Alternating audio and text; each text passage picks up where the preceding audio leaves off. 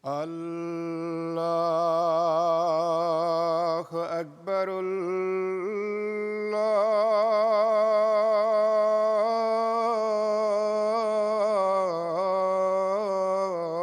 الله أكبر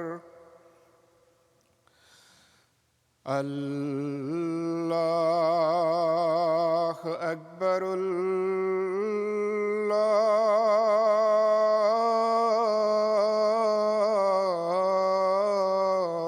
الله أكبر أشهد أن لا إله إلا الله أشهد أن لا إله إلا الله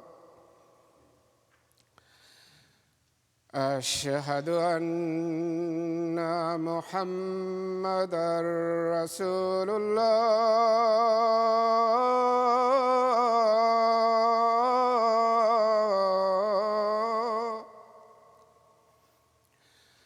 أشهد أن محمدًا رسول الله حي على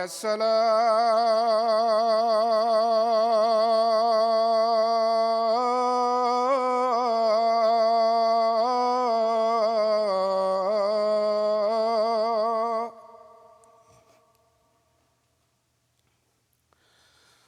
حي على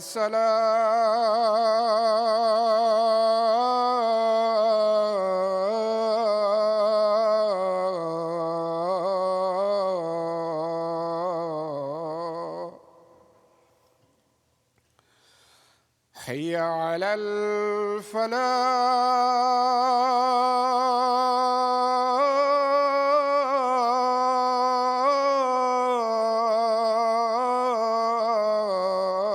الفلاح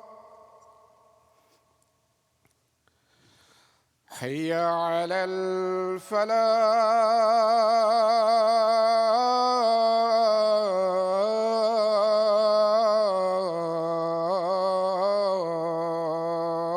الفلاح الله أكبر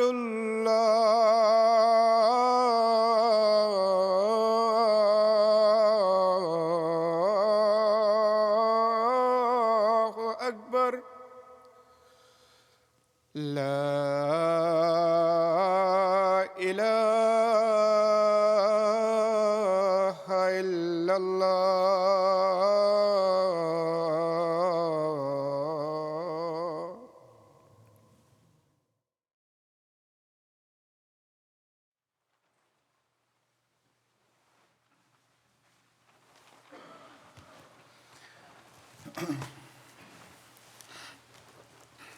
السلام علیکم ورحمۃ اللہ.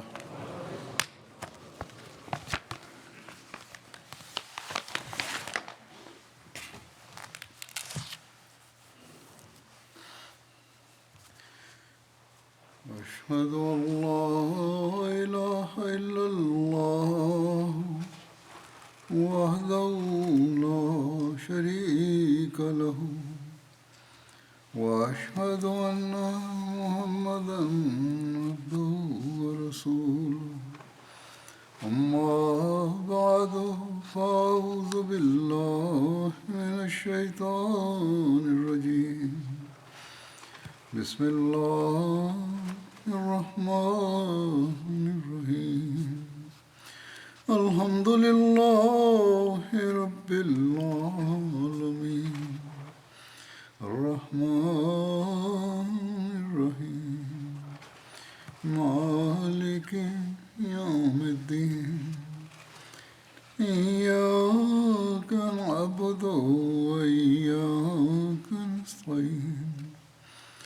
اهدنا الصراط المستقيم صراط الذين أنعمت عليهم غير المغضوب عليهم ولا الضالين.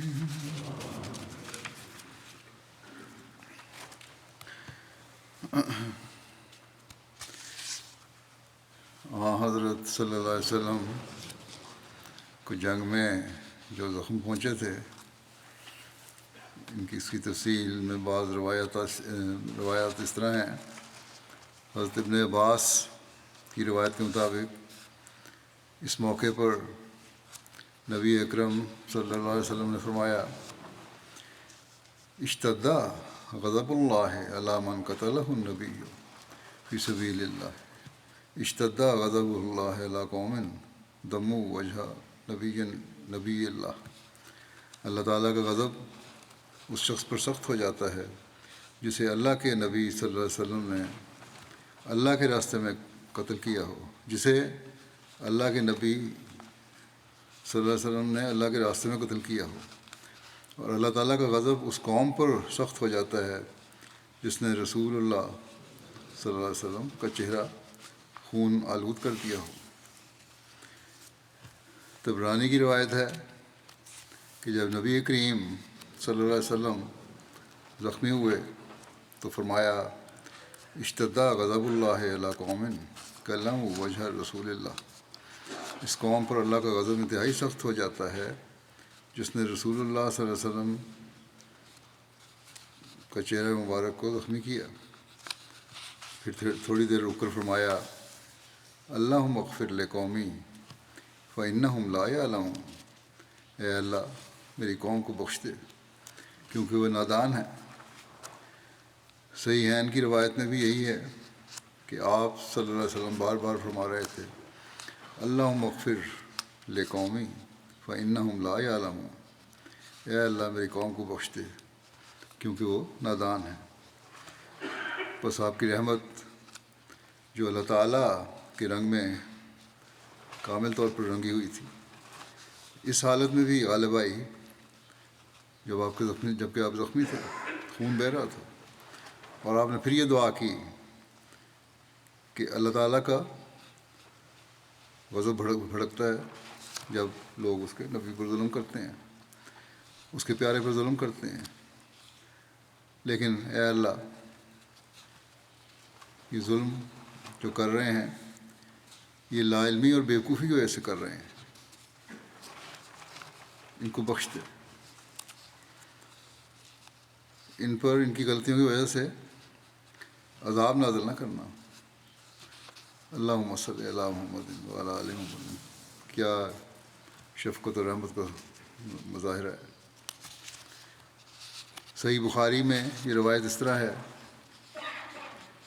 قال عبداللہ کانی انظر الی النبی یحکی نبیا من الانبیاء ضربہ قومہ فادمہ وهو یمسح الدمع عن وجهه ویقول اللہم اغفر لقومی فإنہم لا یعلمون. حضرت عبداللہ بن مسعود بیان کرتے ہیں کہ گویا میں نبی صلی اللہ علیہ وسلم کو اب بھی دیکھ رہا ہوں کہ نبیوں میں سے ایک نبی کا حال آپ سنا رہے ہیں جس کو اس کی قوم نے مار مار کر لہو لہان کر دیا تھا.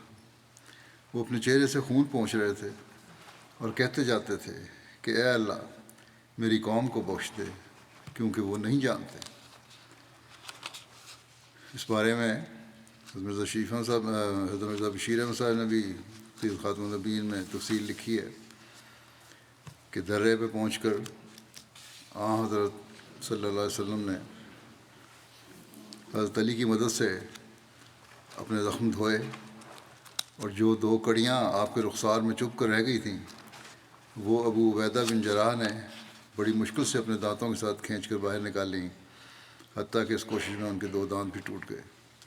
اس وقت آپ کے زخموں سے بہت خون بہہ رہا تھا اور آپ اس خون کو دیکھ کر حسرت کے ساتھ فرماتے تھے کہ کیفا یفلح قوم خضبوا وجہ نبیہم بالدم وہو یدعوہم الی ربہم. کہ کس طرح نجات پائے گی وہ قوم جس نے اپنے نبی کے منہ کو اس کے خون سے رنگ دیا، اس جرم میں کہ وہ انہیں خدا کی طرف بلاتا ہے۔ اس کے بعد آپ تھوڑی دیر کے لیے خاموش ہو گئے اور پھر فرمایا، اللہم اغفر لقومی فإنہم لا یعلمون، یعنی اے میرے اللہ تو میری قوم کو معاف کر دے کیونکہ ان سے یہ قصور جہالت اور لالمی میں ہوا ہے۔ روایت آتی ہے کہ اسی موقع پر یہ قرآنی آیت نازل ہوئی کہ لیس لک من الامر شیء، یعنی عذاب و عفو کا معاملہ اللہ کے ہاتھ میں ہے، اس سے تمہیں کوئی سروکار نہیں، خدا جسے چاہے گا معاف کرے گا اور جسے چاہے گا عذاب دے گا۔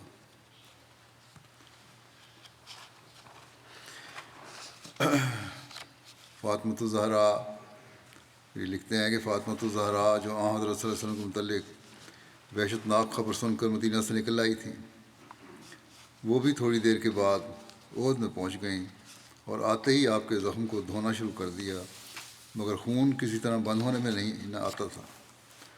آخر حضرت فاطمہ نے چٹائی کا ایک ٹکڑا جلایا، اس کی خاک آپ کے زخم پر باندھی، تب جا کر کہیں خون تھما۔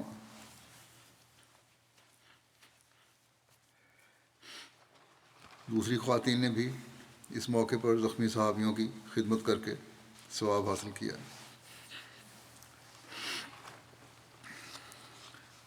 حضرت ثانی رضی اللہ عنہ اس واقعے کو اس طرح بیان فرماتے ہیں کہ غزوہ احد کے موقع پر ایک پتھر آپ کے خود پر آ لگا اور اس کی کیل آپ کے سر میں گھس گئے اور اس کے کیل آپ کے سر میں گھس گئے۔ آپ بے ہوش ہو کر ان صحابہ کی لاشوں پر جا پڑے جو آپ کے ارد گرد لڑتے ہوئے شہید ہو چکے تھے، اور اس کے بعد کچھ اور صحابہ کی لاشیں آپ کے جسم اطہر پر جا گریں، اور لوگوں نے یہ سمجھا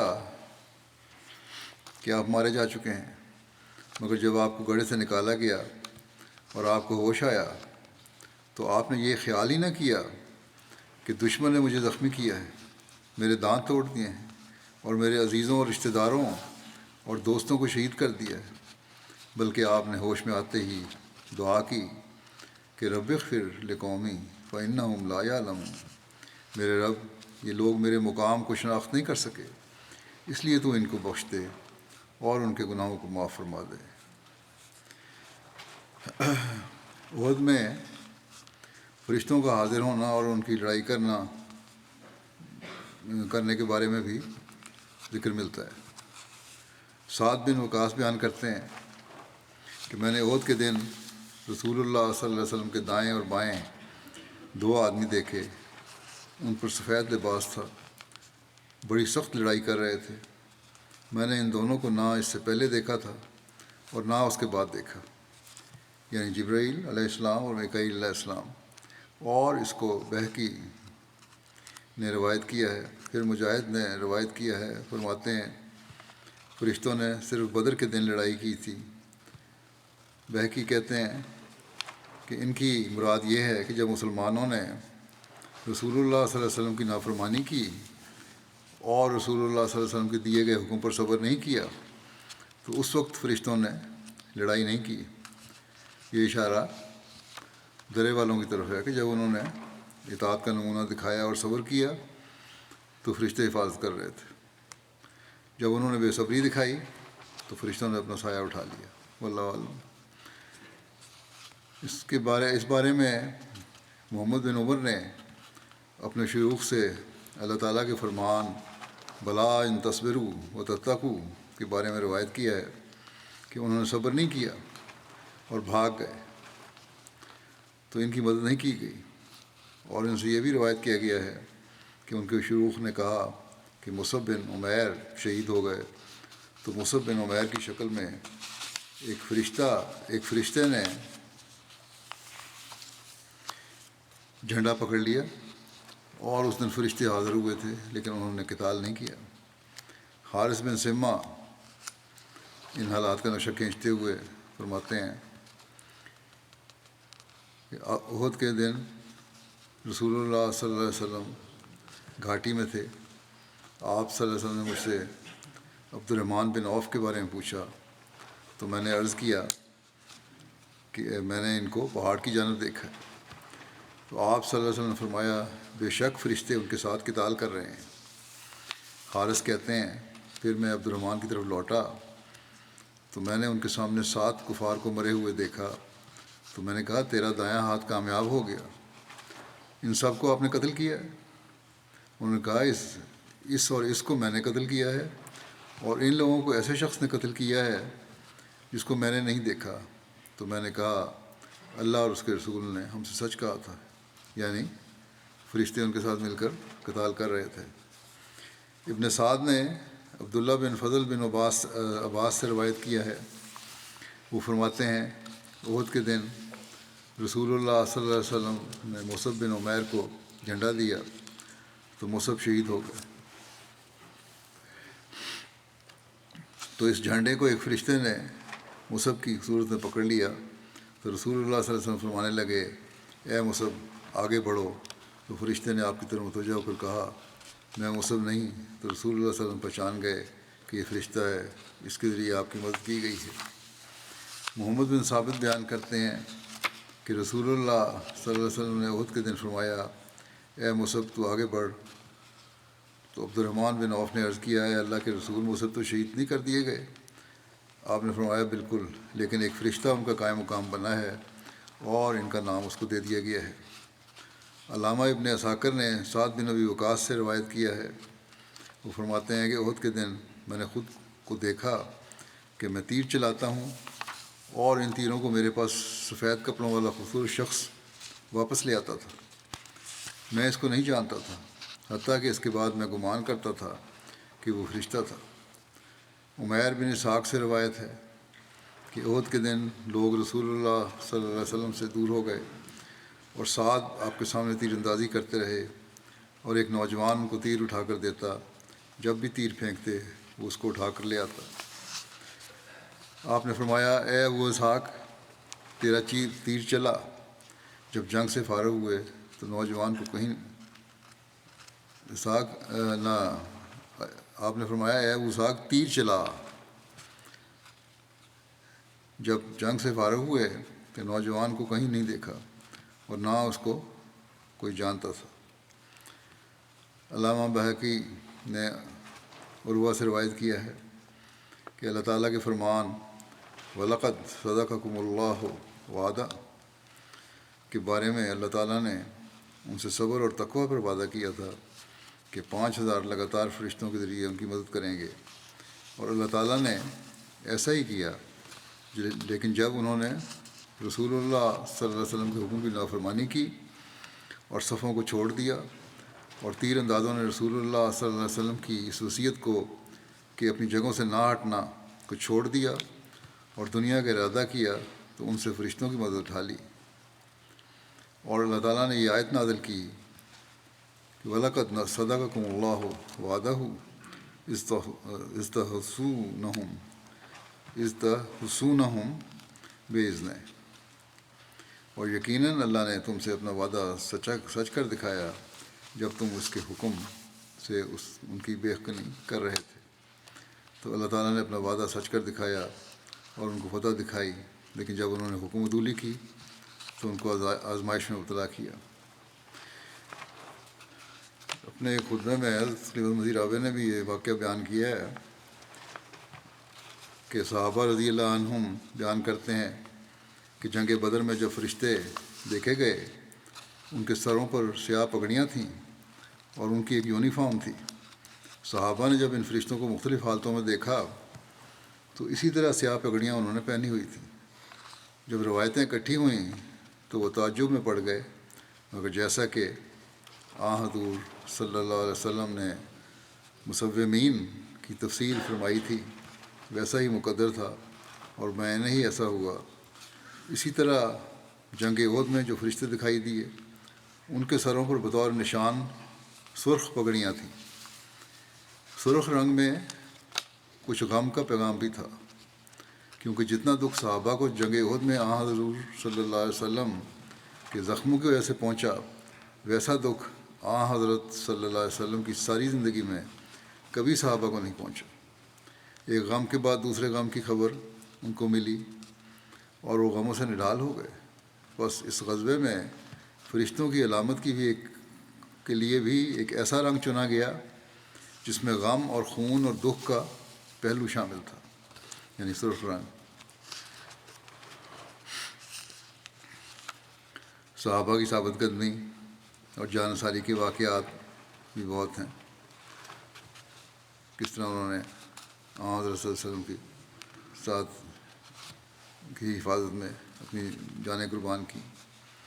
حضرت انس بن نضر انصاری کے بارے میں ذکر ملتا ہے۔ حضرت انس نے بیان کیا، میرے چچا حضرت انس بن نضر بدر کی لڑائی میں شریک نہیں ہو سکے تھے، تو انہوں نے عرض کیا، یا رسول اللہ صلی اللہ علیہ وسلم، میں پہلی جنگ میں غیر موجود تھا جو آپ نے مشرکوں سے لڑی۔ اگر اللہ نے مشرکوں سے جنگ میں مجھے شریک کیا تو پھر اللہ بھی ضرور دیکھ لے گا جو میں کروں گا۔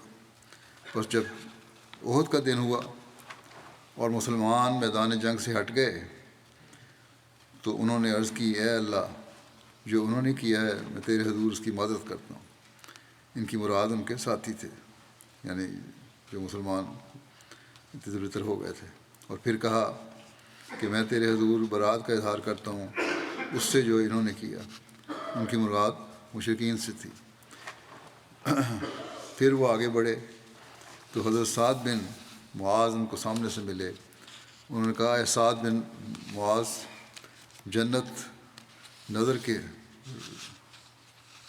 معاذ جنت۔ پھر کہا کہ نظر کے رب کی قسم، میں تو احد کی طرف سے اس کی خوشبو پا رہا ہوں۔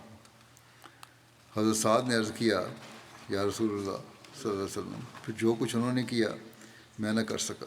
یہ بھی بیان کر رہے تھے واقعہ علیہ وسلم کو خدمت میں، کہتے ہیں پھر جس طرح انہوں نے لڑے بے دھڑک بے خوف ہو کر، کہتے ہیں میں وہ نہیں کر سکا۔ حضرت انس نے بیان کیا، ہم نے ان پر 80 سے کچھ زائد تلوار کے زخم پائے یا نیزے کے زخم اور تینوں کے زخم، اور ہم نے آپ کو پایا آپ شہید ہو چکے تھے، اور مشرکوں نے آپ کا مسلح کیا تھا۔ ان کا کوئی نہ پہچان سکا سوائے ان کی ہمشیرہ کے۔ ان کی انگلی کے پورے سے حضرت انس نے ان کو پہچانا۔ انہوں نے حضرت انس نے بیان کیا، ہم سمجھتے تھے یا کہا یہ کہ ہم خیال کرتے تھے کہ آیت ان کے بارے میں اتری اور ان جیسے دوسروں کے بارے میں کہ من المؤمنین رجال صدقوا ما عاہدوا اللہ علیہ، ان مومنوں سے کچھ لوگ ایسے ہیں جنہوں نے اس وعدے کو جو انہوں نے اللہ سے کیا تھا سچا کر دکھایا۔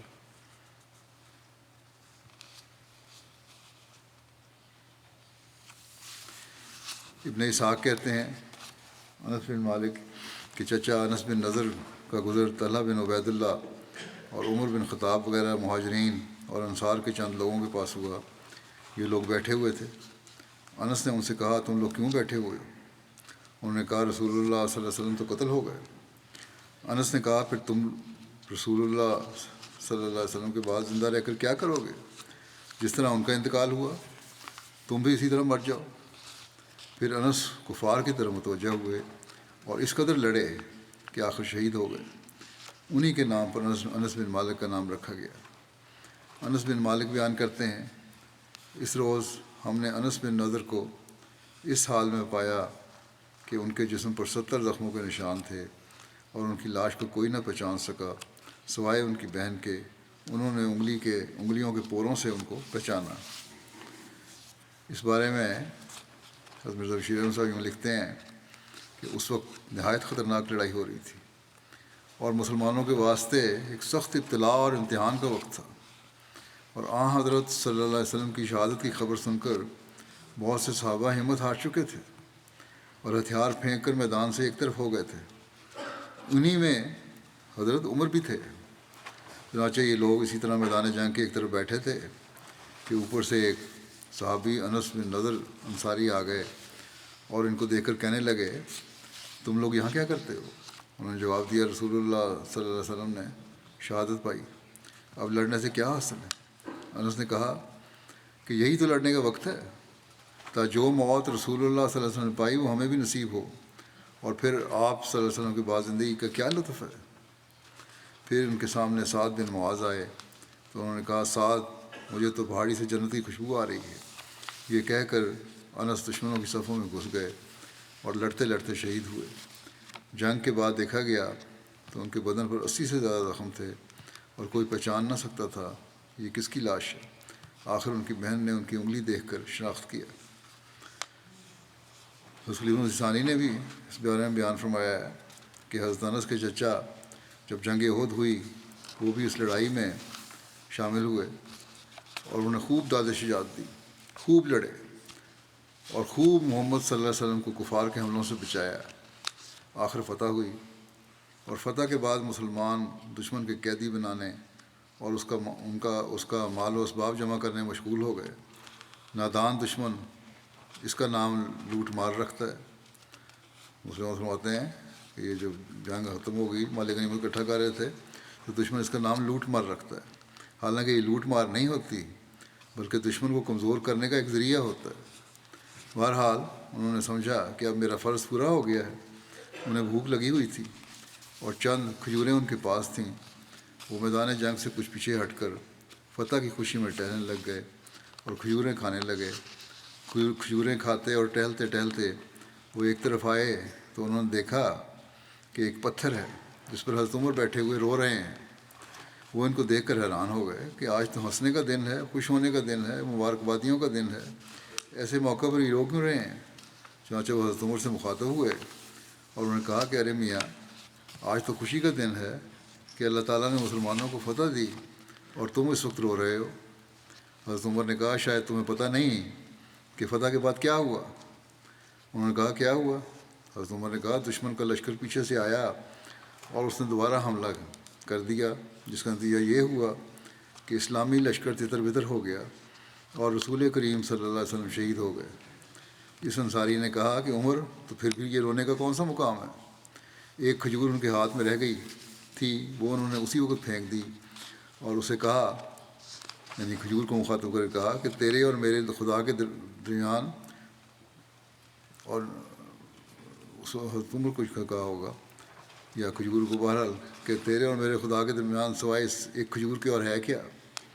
پھر انہوں نے حضرت عمر کی طرف دیکھا اور کہا عمر، اگر رسول کریم صلی اللہ علیہ وسلم شہید ہو گئے ہیں تو پھر اس دنیا میں ہمارا کیا کام ہے؟ پھر جہاں وہ گئے ہیں وہیں ہم بھی جائیں گے۔ یہ کہہ کر تلوار لی اور اکیلے ہی دشمن کے لشکر پر جو ہزاروں کی تعداد میں تھا حملہ آور ہو گئے۔ ایک آدمی کی ہزاروں کے مقابلے میں کیا حیثیت ہوتی ہے؟ چاروں طرف سے ان پر حملے شروع ہو گئے اور وہ وہیں شہید ہو گئے۔ جنگ کے بعد جب رسول کریم صلی اللہ علیہ وسلم نے ان کی لاش تلاش کروائی تو ان کے جسم کے 70 ٹکڑے ملے، بلکہ بعض روایات میں آتا ہے کہ ان کی لاش پہچانی نہیں جاتی تھی۔ آخر انگلی کے ایک نشان کے ذریعے ان کی ایک بہن نے یہ یا کسی اور رشتہ دار نے ان کو شناخت کیا۔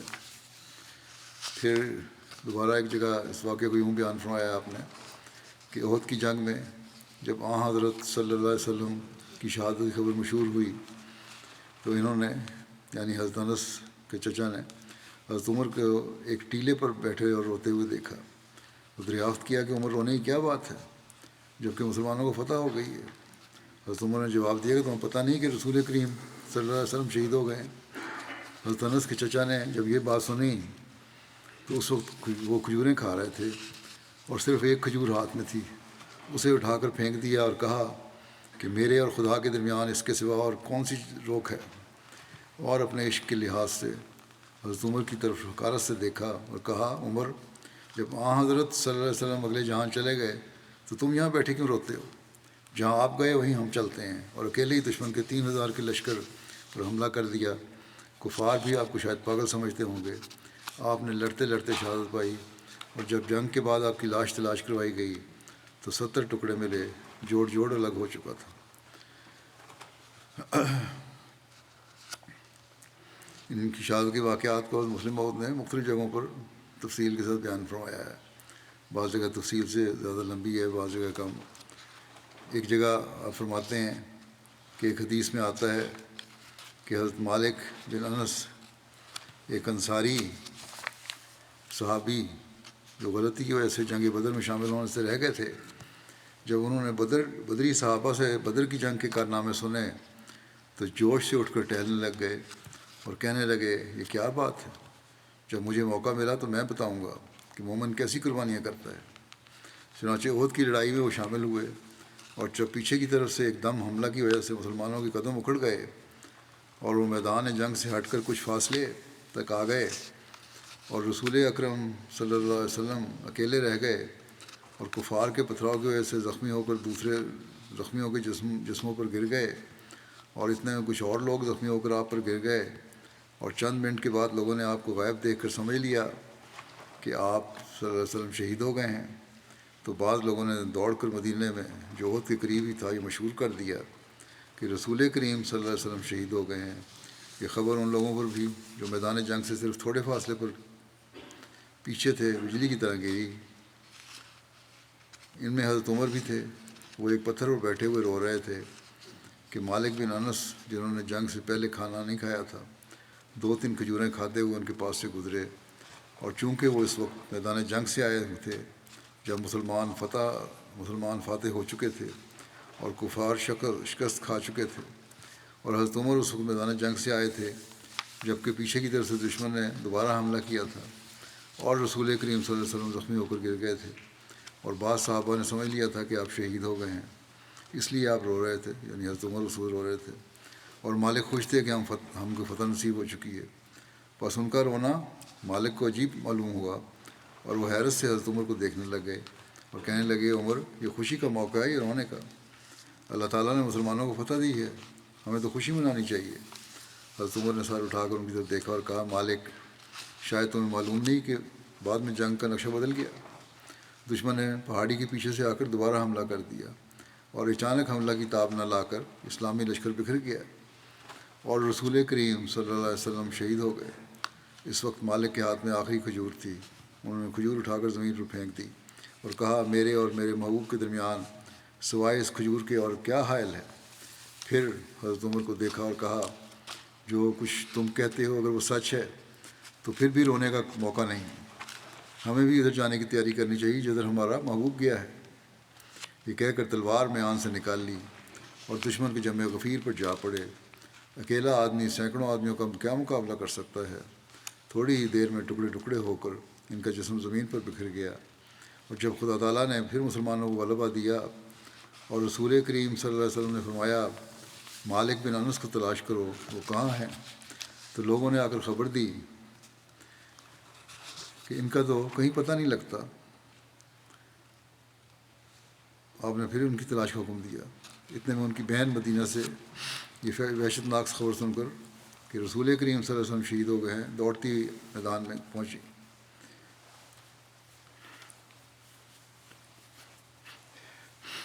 اور آخر ایک جگہ پر اس نے ایک لاش کے ٹکڑے دیکھے جن ٹکڑوں میں سے ایک انگلی کے ذریعے اس نے پہچان لیا کہ یہ میرے بھائی مالک کی لاش ہے، اور رسول کریم صلی اللہ علیہ وسلم کو خبر دی۔ یہ تھا صحابہ رسول کا عشق رسول۔ یہ ذکر چل رہا ہے ابھی، انشاءاللہ آئندہ بھی ہوگا۔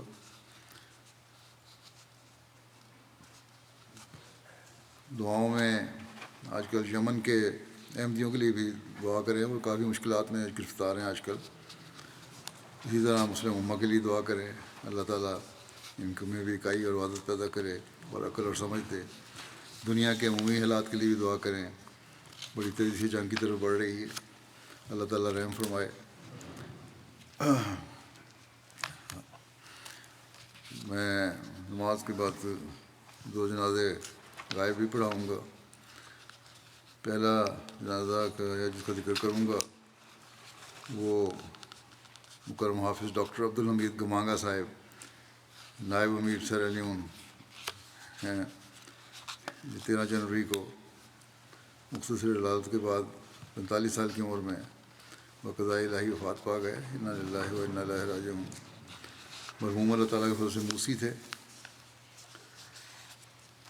موسیٰ میوا صاحب امیر جماعت سیرا لیون لکھتے ہیں کہ ڈاکٹر گمانگا صاحب سیرا لیون میں سب سے زیادہ چندہ وصیت ادا کرنے والے تھے۔ کہتے ہیں جب خاکسار نے لوگوں کو نئی جلسہ گاہ کے لیے جگہ خریدنے اور اس کے لیے مالی مدد کی اپیل کی تو ڈاکٹر صاحب نے سب سے زیادہ رقم کا وعدہ کیا اور اپنی وفات سے پہلے $10,000 امریکی بطور ڈونیشن ادا کیے۔ ڈاکٹر صاحب نے نصرت جہاں اسکیم کے تحت 5 سال کا وقف کیا تھا. ان کی تقرری ہوئی تھی نائجیریا میں، لیکن ابھی کارروائی ہو رہی تھی، کاغذات مکمل نہیں ہوئے تھے.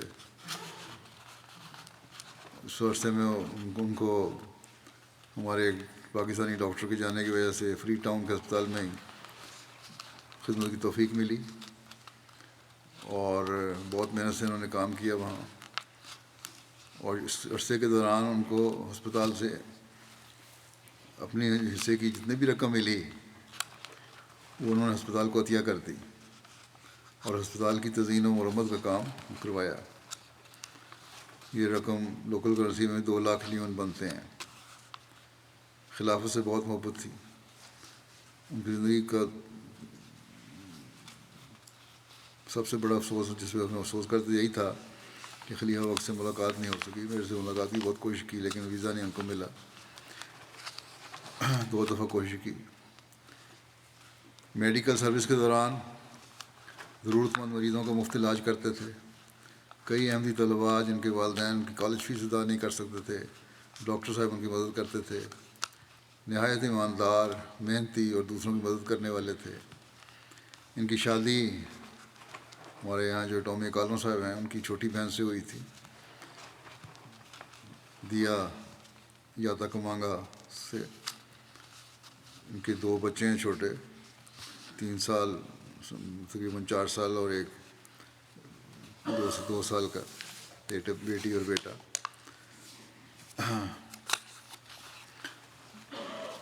وہاں کے مربی سعید الحسن شاہ کہتے ہیں کہ بہت سی خوبیوں کو مالک تھے جو میں ذاتی طور پہ جانتا ہوں. جب یہ نئے امیر بنے موسیٰ میوہ صاحب تو ان کی ٹیم کی نمایاں شخصیت ڈاکٹر کمانگا صاحب تھے. کینیا میں گائنیکالوجسٹ کی اسپیشل ڈگری لے کر سیریڈون میں آئے تھے. ان کی ایک خوبی یہ تھی کہ انتھک محنت کرتے تھے. دن رات محنت کرتے اور بھول جاتے تھے کہ ان کی بیوی بچے بھی ان کا انتظار کر رہے ہوں گے. حافظ قرآن بھی تھے اور بہت خوبصورت آواز میں تلاوت کیا کرتے تھے. گزشتہ رمضان میں یہ کہتے ہیں کہ ہیڈ کوارٹر میں نماز تراویح بھی انہوں نے پڑھائی اور لوگوں نے خوب لطف اٹھایا. عاجزی بھی ڈاکٹر صاحب کا ایک نمایاں وصف تھا. ہمیشہ مسکراتے چہرے سے ملتے اور اپنی بیماری اور تکلیف کو چھپا کر رکھتے تھے. سفیر مسئلہ مربی ہیں، کہتے ہیں ڈاکٹر صاحب بہت ساری خوبیوں کے مالک تھے. علاقے میں اچھی شہرت کے حامل تھے. اللہ تعالیٰ نے آپ کے ہاتھ میں شفا رکھی ہوئی تھی. لوگ ان سے علاج کی غرض سے آتے. جسمانی علاج کے ساتھ ساتھ آپ ان کا روحانی علاج بھی کرتے اور انہیں سلسلہ عالیہ احمدیہ کی تعلیمات سے آگاہ کرتے. مرحوم صوم و صلات کے پابند، تہجد گزار تھے. چندہ جات کی ادائیگی بر وقت کرتے. جماعتی کاموں کے لیے اپنی دنیاوی کام ترک کر کے سلسلے کی آواز پر فوری لبیک کہتے. جماعتی عہدیداران اور مربیان کا بہت احترام کرتے. نماز جمعہ کا خاص اہتمام کیا کرتے تھے اور تمام مصروفیات چھوڑ کر پورٹ لوگوں کی مسجد میں جمعہ کی ادائیگی کے لیے آتے.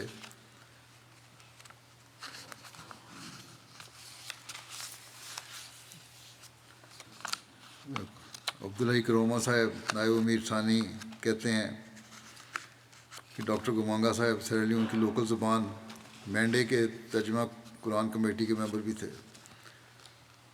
5 وقتہ نماز کے پابند، تہجد گزار.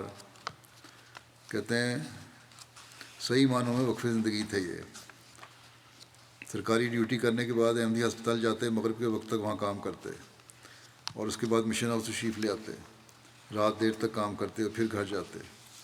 اکثر ان کو سچی خوابیں آتی اور ان کی سچائی بھی ظاہر ہو جاتی. انہوں نے کہتے ہیں کہ لیہو کی ہدایت کے مطابق جماعت کے لیے 10 سالہ تعلیمی پلان بنایا تاکہ مستقبل میں جماعت کے لیے بہت سارے کام کرنے والے میسر آ سکیں. بطور نائب امیر یہ کہتے ہیں خاکسار کو ان سے گہرا تعلق تھا.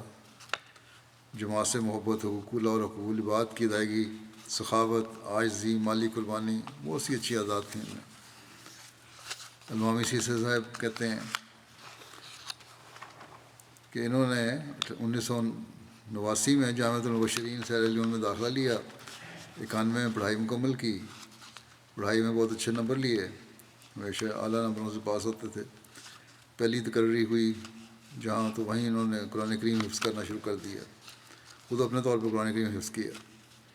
پھر سول وار ہو گئی، سیرا لیون میں متعین تمام پاکستانی مبلغین کو وہاں سے جانا پڑا۔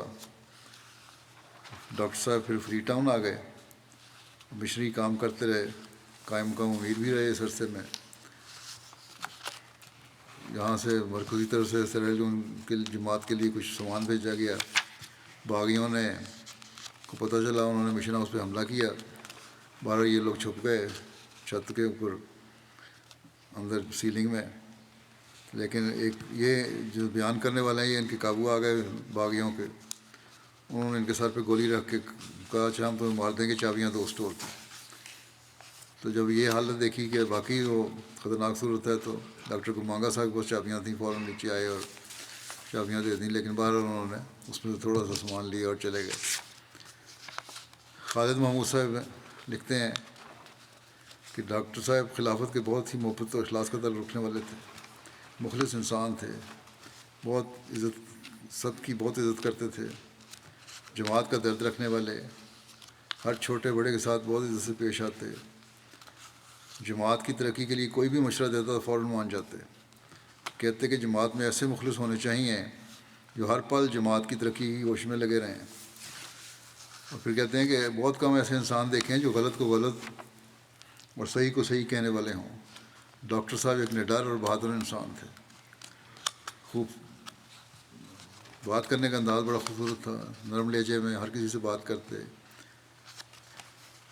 سب کام چھوڑ کر نماز کی ادائیگی کرتے، کوئی سخت بات بھی کرتا تو بہت نرم لہجے میں جواب دیتے، اور ساتھ یہ بھی کہتے کہ احمدی کو ایسے سخت انداز میں بات نہیں کرنی چاہیے۔ لجنہ ایمان اللہ یو کے سیرا لیون میں اپنا ایک میٹرنٹی ہاسپٹل بنا رہی ہے، بہت بڑا پروجیکٹ ہے اللہ کے فضل سے۔ سابق صدر لجنہ ڈاکٹر فریہ گئی تھی دیکھنے کے لیے، وہ کہتی ہیں کہ میں نے دیکھا کہ انتہائی نافع و ناس وجود تھے۔ جب لجنہ کا میٹرنٹی ہسپتال دیکھنے گئی تو ڈاکٹر صاحب سے ملاقات ہوئی، لجنہ کے ہسپتال کے سلسلے میں بہت قیمتی مشوروں سے نوازا، اس کے بعد اپنے گورنمنٹ ہسپتال کا ٹور کروایا۔ خدمت انسانیت کے جذبے نے ان کی بہت مجھے متاثر کیا، باوجود نامساعد حالات کے مریضوں کے لامتناہی سلسلہ کے بے شمار مریض ان کے پاس آتے تھے، لیکن شکل پر سوائے مسکراہٹ اور ہمدردی کے کچھ نہیں ہوتا تھا۔ عجیب لگن تھی کہ میں نے اپنے غریب ملک کے غریب شہریوں کی مدد کرنی ہے، اور بہرحال یہ ان کا خیال تھا کہ جب میٹرنٹی ہاسپٹل جب بن جائے گا تو یہ وہاں ان کو لگایا جائے گا، اور اللہ تعالیٰ کے اپنے کام ہوتے ہیں۔ ان کی اہلیہ کہتی ہیں قادی آتا کہ میرے خاوند ایک نیک انسان تھے جو جماعت کے مخلص اور فدائی احمدی تھے، ہمیشہ جماعت کو اپنے ذاتی معاملات پر ترجیح دیتے۔ سینیگال جانے سے قبل علاج کے لیے سینیگال گئے تھے تو انہوں نے مجھے کہا کہ ہمارا ایمان اور اللہ تعالیٰ پر توکل ہے اور یہی سب کچھ ہمارا ہے، اس لیے جو کچھ بھی ہو تو انہیں پریشان نہیں ہونا۔ اپنے مریضوں کا کہتی ہیں کہ مریضوں کا اور خاص طور پر احمدیوں کا مفت علاج کرتے، بہت خیال رکھتے، اور بہت ساری خوبیوں کو کہتی ہیں میری خاوند کی وفات کے بعد مجھے پتہ لگا، لوگوں نے بتایا۔ کہتے ہیں بڑے میں گواہی دیتی ہوں کہ 5 وقتہ نماز باقاعدگی ادا کرنے والے، تہجد گزار، اور بلا ناغہ اپنی وصیت کا جو بھی آمد ہوتی تھی حساب کر کے چندہ ادا کرنے والے تھے۔ ہر سال رمضان کے مہینے میں قرآن کریم کا ایک دور کم از کم مکمل کرتے اور مجھے بھی اس کی تلقین کیا کرتے تھے۔ بہت اچھے خاوند، باپ سے اور ہمیں خوش رکھنے والے تھے۔ اللہ تعالیٰ مرحوم سے رحمت اور مغفرت کا سلوک فرمائے، نجات مند فرمائے، ان کے بچوں کو کبھی حافظ و ناصر ہو بیوی بچوں کا۔ دوسرا ذکر ہے طاہرہ نذیر بیگم صاحبہ، جو طاہرہ رشید الدین کہلاتی ہوں، چودھری رشید الدین صاحب ربی سلسلہ کی اہلیہ، یہ بھی گزشتہ دنوں ان کی وفات ہوئی ہے۔ انا للہ و انا الیہ راجعون، اللہ تعالیٰ کے فضل سے موسیہ تھیں۔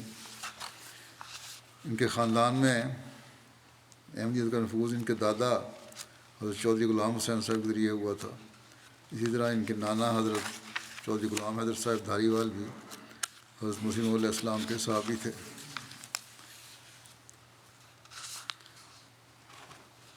ان کا نکاح جیسا کہ میں نے کہا چودھری رشید الدین صاحب کی اہلیہ تھیں. دسمبر 58 میں ان کا نکاح مولانا جلال الدین صاحب شمس نے حضرت مسلم موعود رضی اللہ عنہ کی موجودگی میں پڑھا تھا. انہوں نے دعا کرائی تھی حضرت مسلم موعود نے.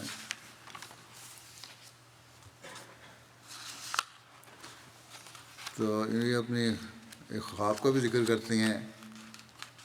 کہتے ہیں 1980 میں مجلس مشاورت میں مجھے جانے کے لیے ٹکٹ مل گیا, نمائندہ بن گئی. حضرت خلیفہ مسیح ثالث رحمہ اللہ تعالیٰ کی مشاورت میں شامل تھے.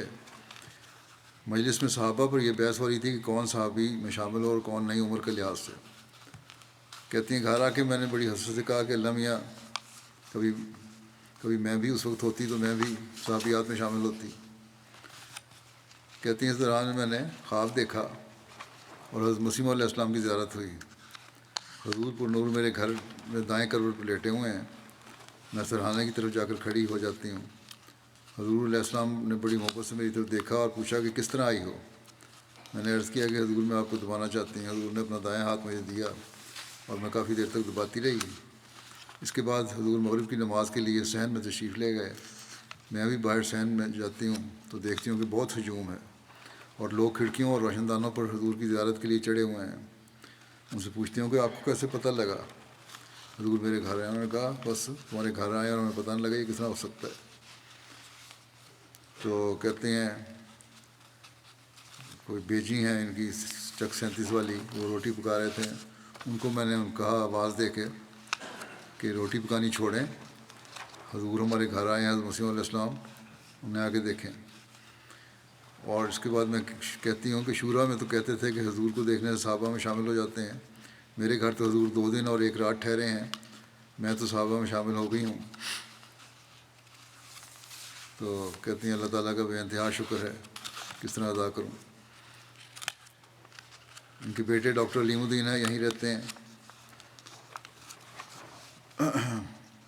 آئرلینڈ میں صدر نیشنل صدر بھی رہے ہوئے ہیں, آج کل یہاں ہیں.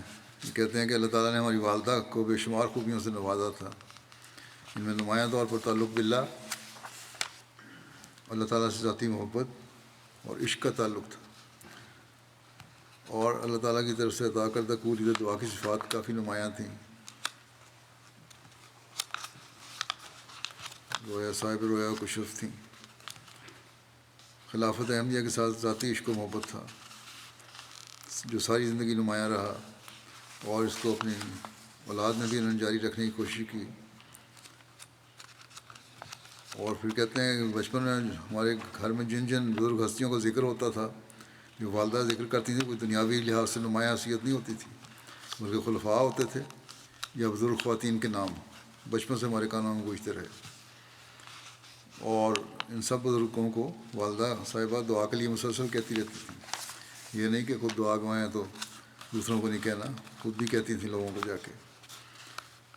کہتے ہیں کہ اس کے علاوہ والدہ صاحبہ کی شخصیت میں جو بات سب سے نمایاں طور پر نظر آتی ہے وہ جماعت کے لیے غیرت تھی. ایک دفعہ ہمارے گھر میں عزیزوں میں سے دور کے ایک عزیز نے جماعت کے بارے میں کوئی نامناسب الفاظ استعمال کیے. عام طور پہ لوگ چپ ہو جاتے ہیں باتیں سن کے, لیکن والدہ صاحب نے فوراً سخت جواب دیا. پہلے ان کو روکا, پھر اس کی تصحیح کی. اور خاندان میں بڑا مشہور تھا کہ کسی بھی عزیز سے لڑائی بھی مول لے لیں گی, لیکن جماعت کی غیرت پر آنچ نہیں آنے دیں گی. ان کے خاوند چودھری رشید الدین صاحب 2 مرتبہ تبلیغ کی غرض سے وقف کے مربی تھے, افریقہ گئے. یہ پاکستان میں رہیں اور پوری تربیت کی طرف اپنے بچوں کی کوشش کرتی رہیں. کہتے ہیں کہ ہمیں یاد ہے کہ ہم لڑکے جو تھے, ہم بھائیوں کی ذاتی دوستوں کا بھی ان کو پتہ ہوتا تھا کہ کون لوگ ہیں, کیسے لڑکے ہیں, اور ہمیشہ یہ کہتی تھیں کہ محلے کے نیک اور اچھے پڑھنے لکھنے والے لڑکے سے دوستی ہونی چاہیے, اور ایرے گیرے سے نہیں. پھر کہتے ہیں ایک بات جس کا میں نے مشاہدہ کیا, اکثر آپ کی دوستی ان خواتین سے ہوتی تھی جن کا اللہ تعالیٰ سے محبت کا تعلق ہوتا تھا, اور خود فرمایا کرتی تھیں کہ دنیا داروں کی مجلس میں مجھے مزہ نہیں آتا, بلکہ ایسے لوگوں کی معیت میں مزہ آتا ہے جو سادہ ہوں اور دین سے دلچسپی رکھتے ہوں. ان کی بیٹی زبدہ صاحبہ کہتی ہیں، دونوں بیٹیاں بلکہ آفتہ اور زبدہ، کہ ہم نے جب سے ہوش سنبھالا امی کو نہایت عبادت گزار، دعا گو، ملنسار اور خوش اخلاق پایا. عبادت بہت خوشبو سے کرتی ہیں، نوافل اور تہجد شوق سے ادا کرتی ہیں. جب کوئی مسئلہ درپیش ہوتا تو اپنے کمرے میں بند کر کے کتنی دیر تک سجدہ ریز رہتی ہیں. اور وقف زندگی میں تنگ دستی وغیرہ کے بھی حالات بعض دفعہ آئے، لیکن بڑے صبر اور حوصلے اور جافشانی سے اللہ پہ توکل کرتے ہوئے ان کو برداشت کیا اور اللہ سے مانگتی رہیں. حج پر جانے کی بھی ان کو سعادت حاصل ہوئی. اللہ تعالیٰ نے یہ خواہش بھی ان کی پوری کی. 11 اعتکاف کیے انہوں نے. خاص طور پر لوگ جو آنے والے تھے کہتی ہیں یہ لڑکیاں ان کی، کہ عورتوں نے ان کی شفقت، خوش اخلاقی اور ملنساری کا ذکر کیا. دینی کتب خاص طور پر پڑھتی تھیں اور خاص طور پر سیرت کی کتابیں بہت شوق سے پڑھا کرتی تھیں. جمعہ کے دن عبادت کا خاص اہتمام کرتی ہیں. کئی گھنٹے پہلے مسجد میں چلی جاتی ہیں، نوافل ادا کرتی ہیں. ان کے ایک بیٹے سلیم الدین صاحب جو ہیں مربی ہیں اور ربا میں ناظر مرام ہیں آج کل، وہ کہتے ہیں کہ والدہ وقف زندگی کی اہلیہ تھیں اور نکاح جیسا کہ میں نے بتایا کہ جلال الدین شمس نے پڑھا اور حضرت مسلم اور دعا کری. اس کا بھی واقعہ انہوں نے والد صاحب نے ان کو بتایا کہ ان کے والد کا یعنی طاہرہ صاحبہ کے خامد کا نکاح کہیں اور ہو رہا تھا اور سب تیاریاں مکمل تھیں. مولانا ابوالعطا صاحب جلندری نے یہ نکاح پڑھانا تھا مسجد نصرت ربا میں. سب لوگ آئے ہوئے تھے، لیکن حضرت مولانا ابوالعطا جلندری صاحب نے سب کا نکاح تو پڑھا دیا لیکن ان کا نہیں پڑھایا، اور کہا کہ تم واقف زندگی ہو، تمہارا حضرت مسلم اور اطلاع ہو پڑھائیں گے یا ان کی موجودگی میں ہوگا. تو بہرحال کچھ ہوا یوں کہ کچھ عرصے بعد اس جہاں رشتہ ہوا تھا اور نکاح ہونا تھا وہ وہاں سے انکار ہو گیا لڑکی والوں کی طرف سے، اور پھر ان کا نکاح طاہرہ صاحبہ سے ہوا اور بڑا بابرکت ہوا یہ شادی. چندوں میں بڑی باقاعدہ تھیں. کینیڈا کی سیکرٹری مال ان کی نے لکھا ہے ان کو کہ کہتی میں نے خواب میں دیکھا کہ رجسٹر کھول کے چندے کا حساب کر رہی ہوں. اسی دوران یہ طاہرہ رشید الدین صاحب پاس اگر بیٹھ جاتی ہیں. میں کہتی ہوں اگر آپ اس وقت چندہ تحریک جدید میں $5000 ادا کر دیں تو آپ کا نام 5000 رجسٹر میں شامل ہو جائے گا. اور یہ خواب میں مجھے امادی کا اظہار کرتی ہیں. اس وقت یہ پاکستان گئی ہوئی تھیں. پاکستان سے واپس آئیں تو میں ان کو خواب سنائی تو انہوں نے کہا، اور مجھے امید تھی کہ یہ ایسے ہی کریں گی. جب خواب سنائی تو انہوں نے فوری طور پر، اب اللہ تعالیٰ نے ان کو کشائش بھی دے دی تھی، فوری طور پر $5000 ادا کر دیے. اللہ تعالیٰ ان سے مغفرت اور رحم کو سلوک فرمائے. ان کے بچوں کو بھی ان کی نیکیاں جاری رکھنے کی توفیق عطا فرمائے.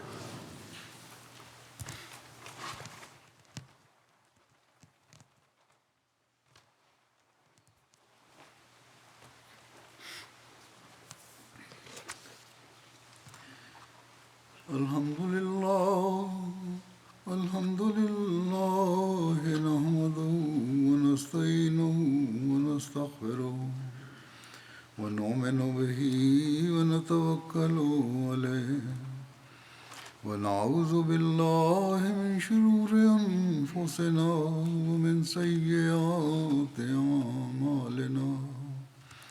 من يهده الله فلا مضل له ومن يضلل فلا هادي له. ونشهد أن لا إله إلا الله ونشهد أن محمدا عبده ورسوله. عباد الله رحمكم الله، إن الله يأمر بالعدل والإحسان وإيتاء ذي القربى وينهى عن الفحشاء والمنكر والبغي يعظكم لعلكم تذكرون اذكروا الله يذكركم وادعوه يستجب لكم ولذكر الله أكبر